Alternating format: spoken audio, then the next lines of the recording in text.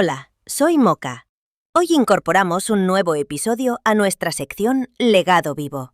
Aquí no recordamos el pasado por nostalgia, lo miramos de frente, para entender quiénes fuimos y qué seguimos siendo.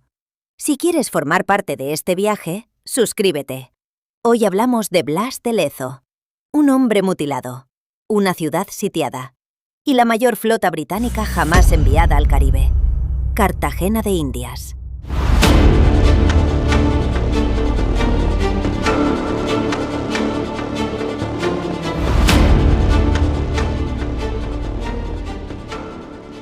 ¿1741? El Caribe no era un paraíso, era el centro del mundo. Por esas aguas circulaba la riqueza del Imperio Español. Oro, plata, especias, comercio. Quien dominara el mar, dominaría el futuro. En Londres lo sabían, y durante años esperaron el momento exacto, hasta que finalmente decidieron golpear donde más dolía. Cartagena de Indias. No era solo una flota. No eran solo barcos cruzando el océano. Era una decisión. En el siglo XVIII el mar no era un paisaje, era frontera, era riesgo, era poder. Cartagena de Indias no era una ciudad cualquiera, era la llave del Caribe, el punto donde se concentraban rutas, metales y ambiciones. Durante años, las grandes potencias europeas habían mirado hacia ese puerto con una certeza. Quien dominara esas aguas, dominaría el comercio. Pero lo que estaba en juego iba más allá del oro. Lo que estaba en juego era el equilibrio. Un imperio defendiendo su posición, otro intentando arrebatarla. No era solo una batalla naval, era una prueba de resistencia histórica.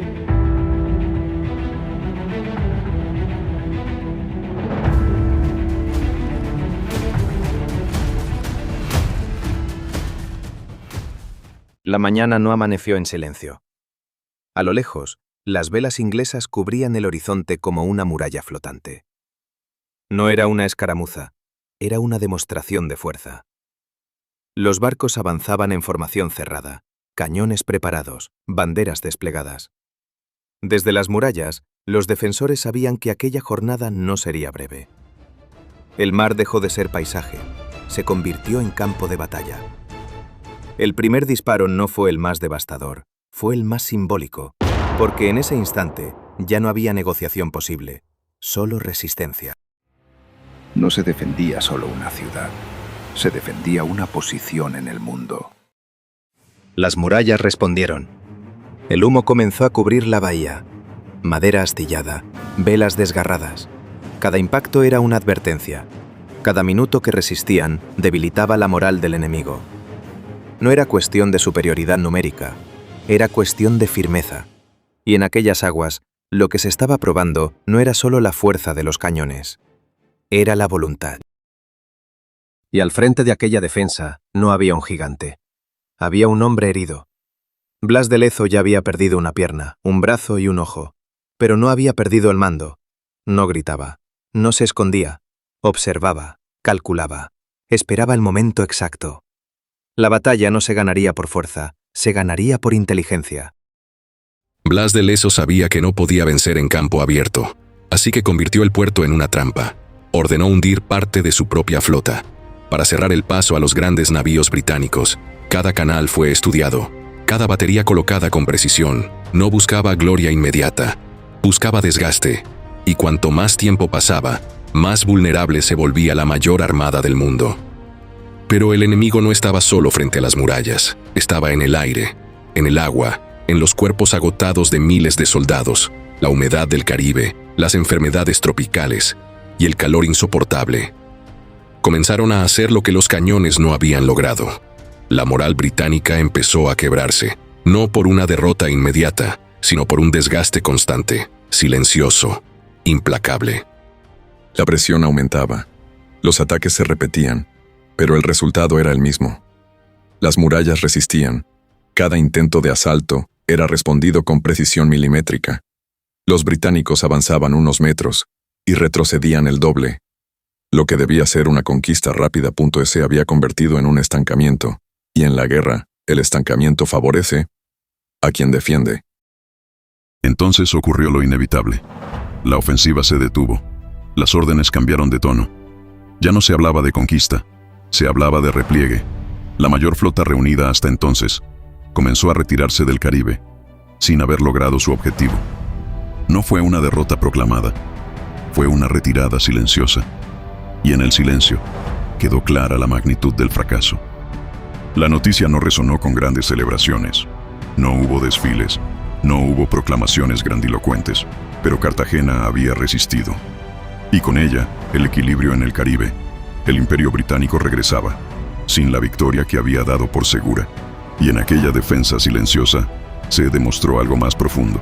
El poder no siempre pertenece a quien parece más fuerte. A veces, pertenece a quien sabe resistir. La historia no siempre recuerda a los que resisten, a veces celebra a quienes conquistan, pero en Cartagena, la victoria no fue expansión, fue permanencia. Blas de Leso no fue el hombre más fuerte, fue el más firme.